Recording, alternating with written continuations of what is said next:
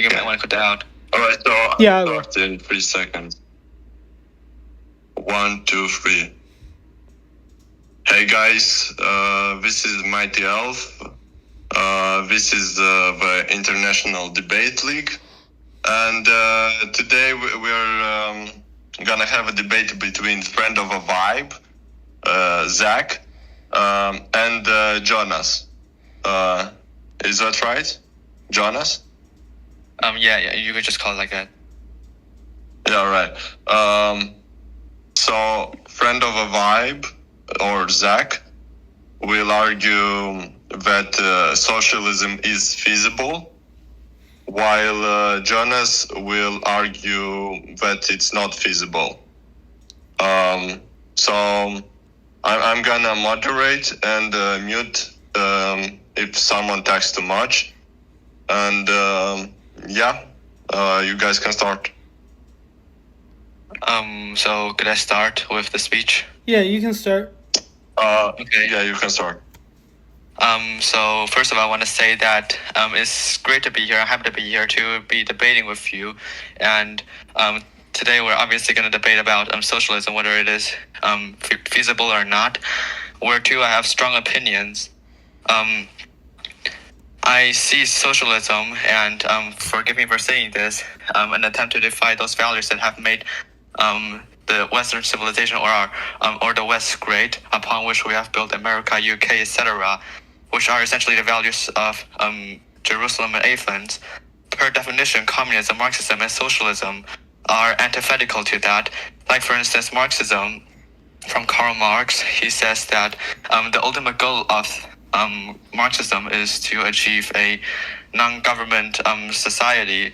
But I'm going to repeat what Rikas had to say yesterday, which is that if men were angels, no government would be necessary, which is said by James Madison, a great founder of the United States.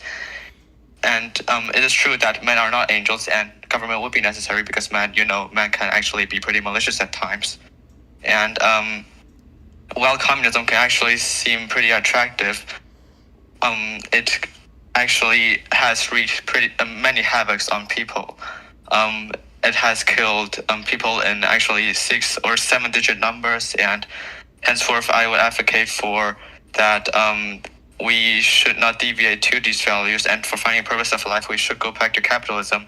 I know capitalism is part of that is flawed, but we can still improve, and a system is also subjected to improvements, because everything is improvable, nothing is perfect. And it might sound cliche, but we should also believe in God, and whereupon we actually can build these values and to better understand the world and for the betterment of the world. And God bless you, God bless America. Thank you for the attention. Okay, yeah, so, Right. my bad, Mighty, what were you gonna say? Yeah. Thank you for what you said. Now you can talk, Zach. Okay, cool. Jonas, it's good to be debating with you and speaking with you and everything, and it's good to be here with the International Debate League. So so the question is true socialism feasible? And for this debate, I want to approach it in a way in which I am arguing for like what most people think of as socialism, even if that may not be what I necessarily believe as an anarchist. So yeah, here we go. I guess let's talk about like socialist countries that have existed.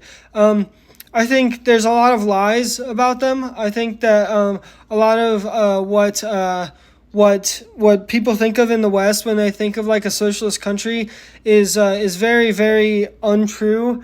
And I think that socialist countries were able to develop themselves very quickly into modern countries a lot faster than countries were able to develop before. And if you look at the Soviet Union, like I guess 20 or 30 years after it was founded, it had developed from a very backward country into being a superpower. And China today, I think China I think people live lives in China comparable to the lives people live in the United States. And I think that happened in a very short period of time. If you think of like 20 years ago, I thought of China as a very poor and backward country, and now they have everything that the United States has, and it's pretty much thanks to socialism. So Okay, can I argue against it? yeah. Okay. So you've brought up an interesting point actually about China. Because I have Chinese descent, I can actually argue against it pretty much because I know what is happening there. Though I do not quite understand what you meant with lies, you probably could bring that up later. You said that your reasoning is essentially that because they have implemented socialism, they have managed this economic spurt in a matter of 20 years. I just want to say that before the 20 years, that was true socialism, what Mao Zedong actually tried to implement, whereby he actually killed 45 million people, but never mind. What he did afterwards, there was a new leader, he is called Deng Xiaoping. He actually had capitalist sympathies and he implemented it. His son was thrown down a three-story building for saying this out loud. So just a side note, in this 20-year period, capitalism was fully implemented into the country. That is why you see this economic spurt, and now, as you know, Xi Jinping has came back as another authoritarian leader. He wants to implement those ideals that Mao Zedong had, not completely but partially, and now you actually see the life qualities of those people declining again. So I would say that this is actually a perfect example for not to implement socialism but capitalism. Well, I will say that I have studied Deng Xiaoping. I have read. There's a book out there that was written about his philosophy called it's called On Deng Xiaoping Thought. I think is written. It's a Chinese book. It was written in China by a Chinese Marxist philosopher. Whatever, and I've studied Marxism in like university sociology classes and stuff like that, and it is actually perfectly in line with Marxism because so what Marx actually believed was that countries had stages of development, right? And he said that basically a country really had to go all the way through capitalism before it could reach socialism. And what Deng Xiaoping did was he recognized that Mao failed because the country tried to skip a stage, you know? So he implemented the markets as a way to develop the country so that it could have socialism in the future, which is in line with Marxism. And if you read On Deng Xiaoping Thought, it reads like Marxist philosophy. It does not read like a capitalist economics book at all. It's Marxist to me. Deng Xiaoping is a Marxist to me, honestly. Okay, you can say that his thoughts are Marxist, but that doesn't necessarily mean his policies were Marxist. Policies were definitely not Marxist. He opened the markets. He let Shenzhen become such a metropolis of capitalism. It's just how it is, and with him arguing that capitalism is let me formulate like this: capitalism being an indispensable part of actually achieving real socialism. I find it to be, just to be honest, I find it to be a little bit hypocritical because communists usually see capitalism as their mortal enemy. Just a side note. And actually, at that point, when Deng Xiaoping came to power, the country was absolutely devastated by socialism. So many people died, and I actually don't want to bring up the number again because it's just devastating. And he did that to actually let the country recover. And amidst the Soviet Union, actually at that time in the Cold War, turning against them because they have developed a nuclear weapon, and America also being an adversary of them, he had actually no choice but to implement capitalism. And his philosophy, capitalism predating socialism, is actually just a way to please the people and actually redevelop the country that is bound at that time to failure. Okay, well, I don't want to talk about China the whole time, so I want to talk about your other point about Western values and Western civilization being built on these Western values. And I want to say a quote from Bernie Sanders, which is actually that socialism is as American as apple pie. Ever since socialism has existed, there have been socialists in America, many of them actually, and we've always had our own socialists with our own socialist theory. If you look into individualist anarchism, it's basically the most American form of socialism, in my opinion. Benjamin Tucker and Lysander Spooner and Robert Owen and people like that. And so socialism has always existed here, and I think that American individualism owes a lot to 19th century American socialists who were the theorists of individualism. Before, it wasn't until the 1900s that that individualism in this country was thought of as a capitalist value, really, more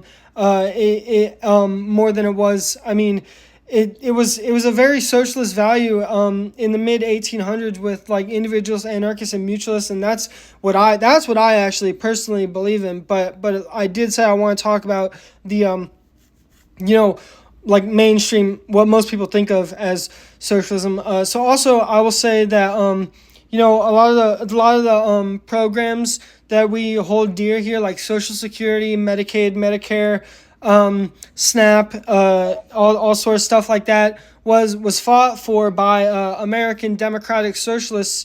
And the Democrats usually get the credit for it, but I've seen it. I'm part of a socialist organization, and socialists are the ones that really make these things happen on a grassroots level.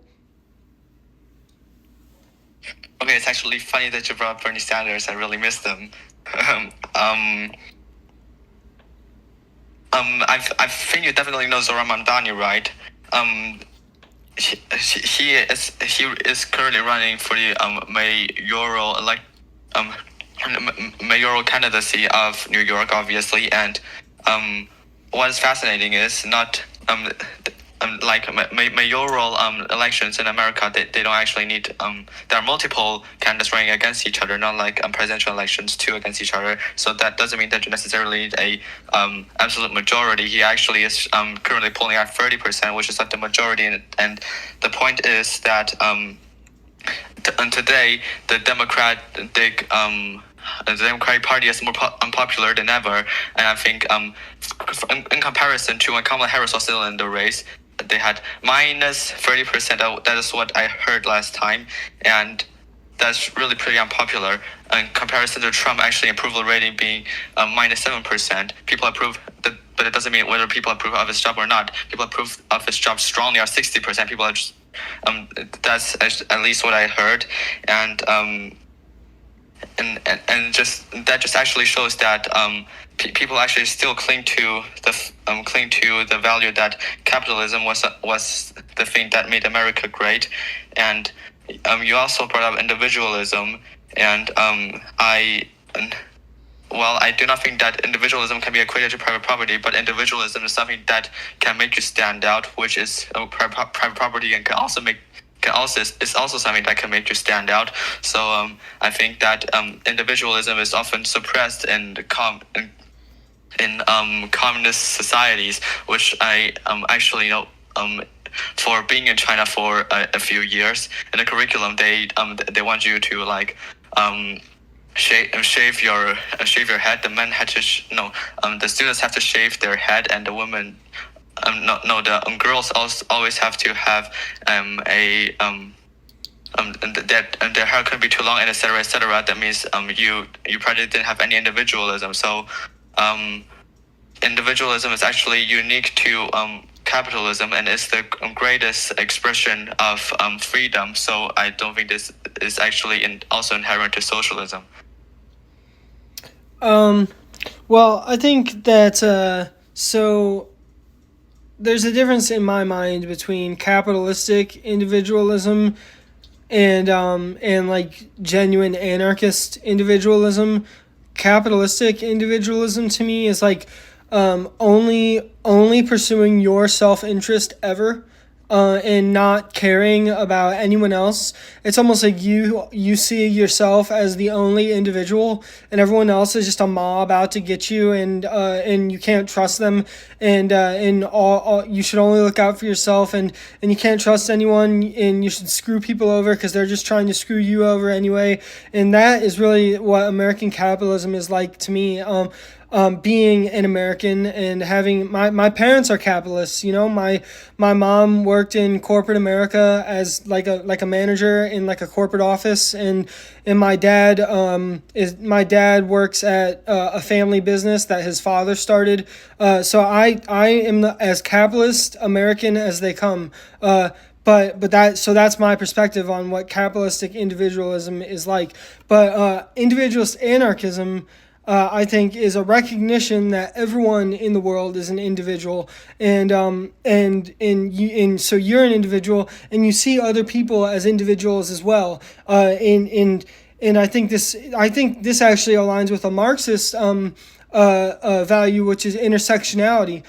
We can get into that if you want to, but I'll just say that I think intersectionality is important to expressing yourself as an individual. Yeah, so I'll end there because I've been talking a lot. So yeah, all right. Okay, so it's actually interesting that you say that you actually live in a fully capitalist family, right? And I know that you are probably not 18 right now, but capitalist has a lot of blessings that you can actually experience once you get 18, or I think actually below that even. Germany, it is like you can already. There's this really good thing about capitalism that you can have stock markets. Corporations are built upon stock markets. They are not built upon to serving employment. That's why you can control inflation, but not employment. But anyways, stock markets is you give them a little bit. And I think you know what it means, right? I don't actually have to explain that. And another thing is about assets.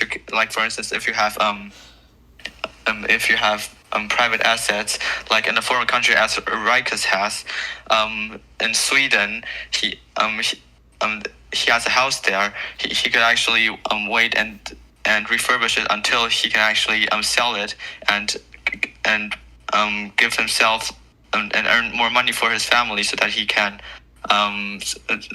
so that there is an improvement in his private money asset. And there's this thing about billionaires in this society.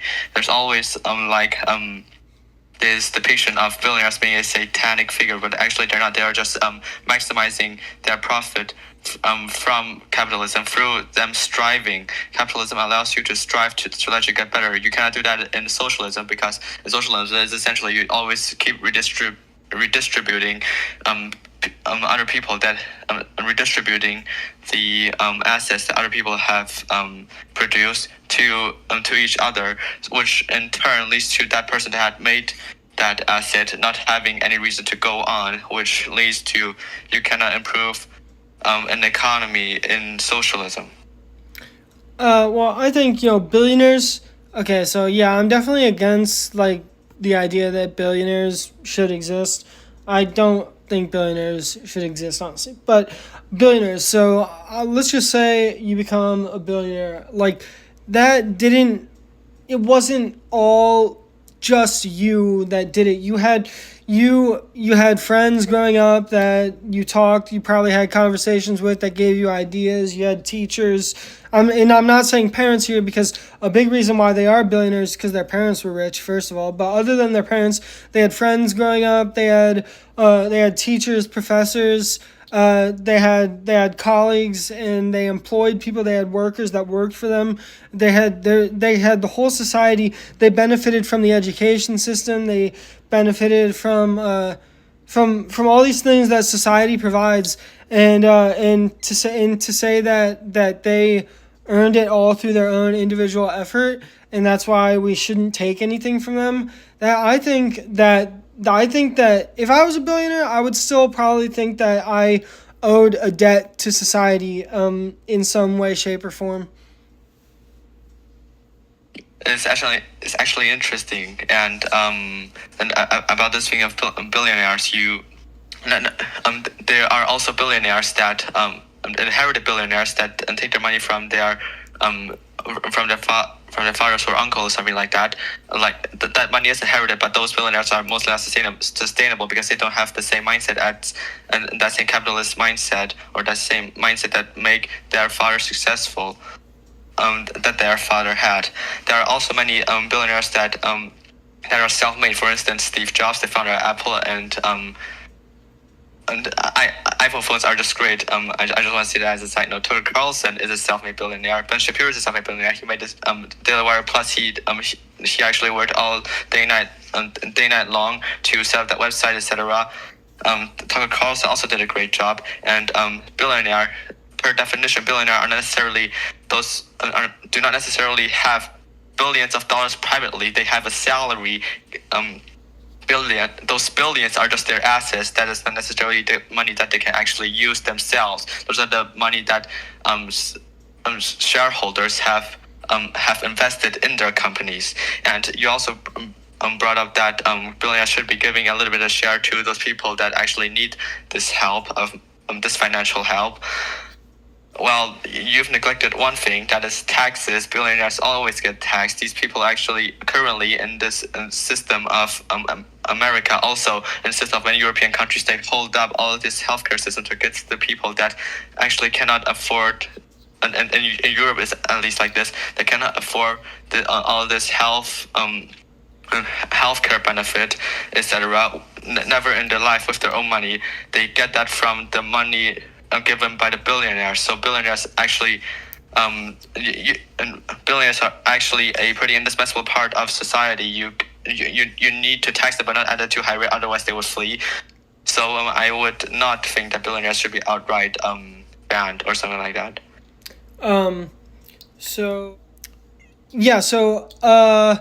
I also, you mentioned taxes, right? So I think that it's definitely propaganda. Like, I think it's definitely like sort of like Fox News type propaganda to say that like socialism means like taxation, that all the time, that like that like all the socialists are out to tax you to death or whatever, you know, like I don't know. But yeah, I definitely recognize what you're saying, but true. I'm kind of talking about right now. We're kind of talking about like what socialists do when they're trying to like democratically reforming towards socialism. But let's talk about like pure socialism, because that's what the question was about, pure socialism. So if you had the pure socialist society, I mean, there'd actually be much less need for taxation, because things would just be widely owned. You know, you wouldn't really need to redistribute. It's not, and first of all, to me, it's not about literally taking something from someone and giving it to another person. It's about putting in place a system that, like, just by the way the system works, things naturally become more equal. You know, I don't believe in literally just taking and then giving, But yeah, and so in the pure socialist society, I think there'd be much less need for taxation, because things would just be shared, and you wouldn't need to redistribute anything. Everything would just already be shared. You know, I don't know if that makes sense. So. I'm sorry to break it to you, but your whole argumentation is predicated on socialism actually working, where you actually don't have to that directly take money from other people. I'm a little bit confused because you've actually also mentioned Fox News propaganda, saying that socialists actually just want to have very high taxation as a means to achieve, as a means toward socialism, a step towards socialism. Well, that's actually a little bit I hear it very often in the electoral programs of some European parties, left-wing hardcore parties here in Europe. Their first step would be to implement wealth taxes of up to 60% to those billionaires, as a means to redistribute it to social to social programs. Well, I disagree because firstly, that is a way too high, a way too radical level. The billions would just be fleeing out of the country in no time. Socialists, and there's something funny about the social democrats as a means to actually achieving this socialism. They want to suck the blood of the billionaires. So when the billionaires go away, they have nothing to suck, and the society would be doomed to fail. And so what I propose would be that socialism, you could implement it at a certain degree, but not entirely. Like for instance, taxation not 60%, but 20-30%, so that we could still keep the billionaires here and let them be pleased with the current system. So that they will want to stay in this country, and simultaneously benefiting other other people that actually do not have the capability to actually make enough money to deserve their healthcare, etc. So yeah, that is something that I would argue for. Like a little bit centrist, but not entirely. I still have sympathies for right wing standpoints. Yeah. Okay. Yeah. So on your point about socialist parties in hardcore socialist parties in Europe advocating for really high taxation and redistribution. Well, I mean, I am a libertarian socialist, and my party is the Libertarian Party. But I'm also a member of Democratic Socialists of America. So I get like the pure libertarian perspective and I get the pure socialist perspective, and I'm somewhere in the middle, right? So I think what really socialism is like building a new society yourself. Like basically. So I have to ask you to be a bit faster and to the point. Okay, yeah. So look, I'll just say, look at the Soviet Union. The Soviet Union wasn't just a change of government. Soviets were worker councils, and worker councils took over the economy before they changed the political system. And that's what I'm talking about. That's what socialism really is. And you're not going to just do it by passing reforms through liberal government structures. You gotta build your new economy outside of the mainstream system, and then grow it, and then it becomes the new economy. So yeah. Well, it's actually interesting that you brought up the fact that you would actually want a government overhaulment. But I just want to ask, does a capitalism actually work? I would argue that it would be the best system that we actually have currently in society right now. Capitalism. Capitalism as. Please be to the point and try to answer the question of the debate. Okay, actually, I like capitalism a lot because it has so many benefits that you would probably not have in socialism. And you also brought up Soviet Union. You said that and I didn't understand what you were saying there, but you essentially said that worker councils, they reformed the economy before actually the government did this and that or whatever. But it doesn't necessarily mean that the Soviet Union didn't actually have companies. The Soviet Union did have companies. You remember the arms race, etc. They had like for instance their space assets. Those were actually partially or entirely government-run companies to tell them to mandate their technological innovation. Say, hey, you're gonna complete this in a matter of this time, and if you don't, you're dead or something like that. Like what do you expect under a totalitarian hellhole? And what communists are really good at doing would be to because they have this time limit and an impossible task with no time for actually having really much funds and time for actually making their minds up what they're gonna innovate. They actually just copy that. That's also that you see in numerous Chinese products because they have so much pressure, etc. And that's also a fundamental problem with countries that are trying to achieve socialism. if you mandate technological innovation, mostly no innovation will come out. In the Soviet Union, the government was so desperate that they have spent so much money on these space assets that that they forgot actually to benefit their people. In order to actually win the arms race in desperation, which is also a factor that had culminated to the eventual defeat of the Soviet Union and America with its capitalism and democratic values winning the Cold War. I think this is a lesson that we actually should all learn. Okay.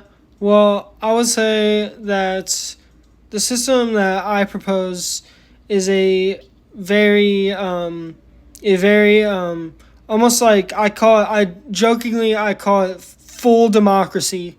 So I think we can make socialist societies much more democratic than the Soviet Union was or China is.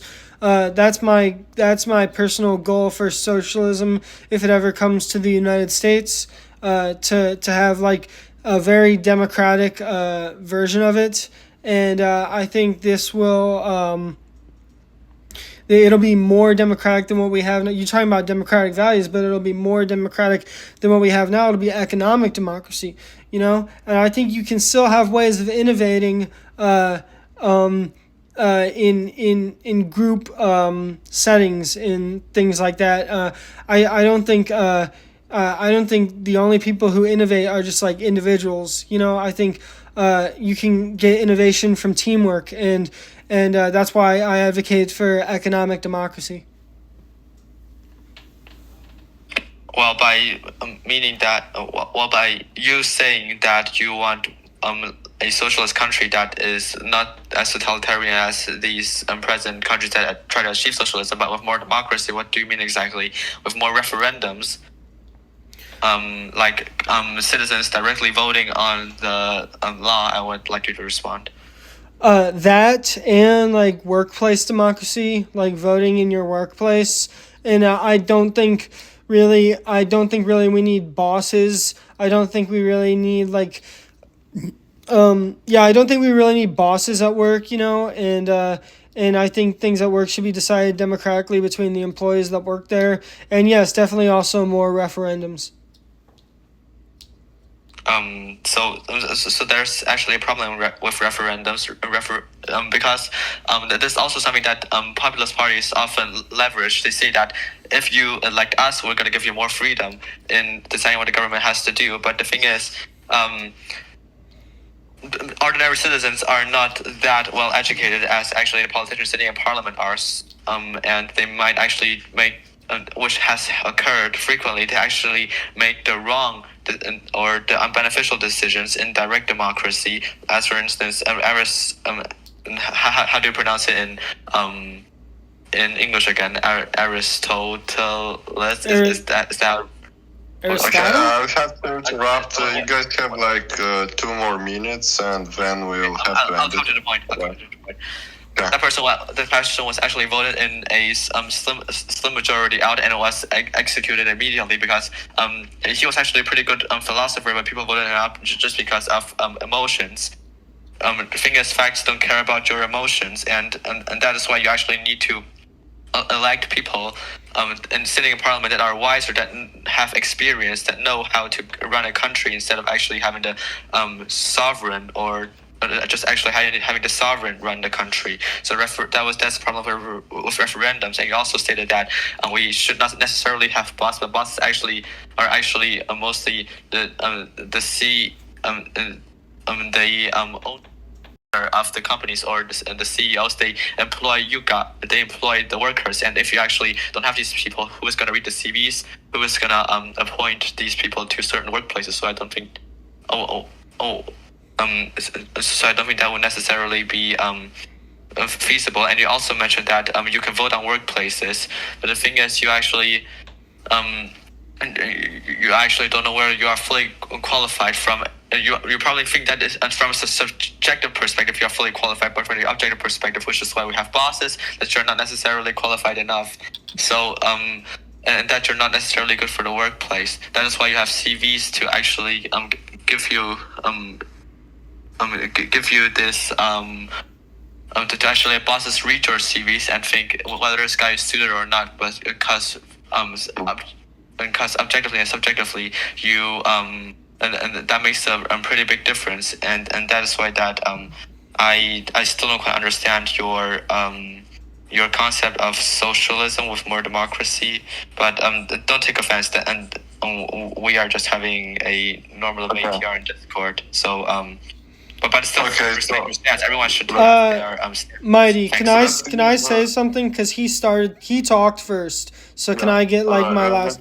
Okay, I will not respond to that anymore. Just say it. Okay, I'll give Zach the final response, and we'll have to end this. All right. Okay, for my final response, I'll just say I've never been one for tradition. Well, tradition can be okay in certain circumstances if it's actually a good thing, but I think in our societies today in the world we hold on to a lot of bad traditions, capitalism being one of them, and I think we shouldn't do something the same way just because it's the same way it's always been done, just because that's the way it's always been done. We should dare to think of new ways to do things, and we should take chances at implementing new systems and see how it works out. Definitely be cautious, but I think I like to think of new ideas for the future, and I don't like to do things a certain way just because that's how they've always been done. So yeah. All right. So you guys can argue after the official debate ends. But for now, I think this is it. Thank you for both of your ideas, Zach and Jonas. And this is the end of the debate. For those who are watching, please vote in the server who you think won the debate. Like not just who you agree with, but who do you think won. And if you want to debate yourself, you can join the server. And yeah. Cool. Have a good day, everyone.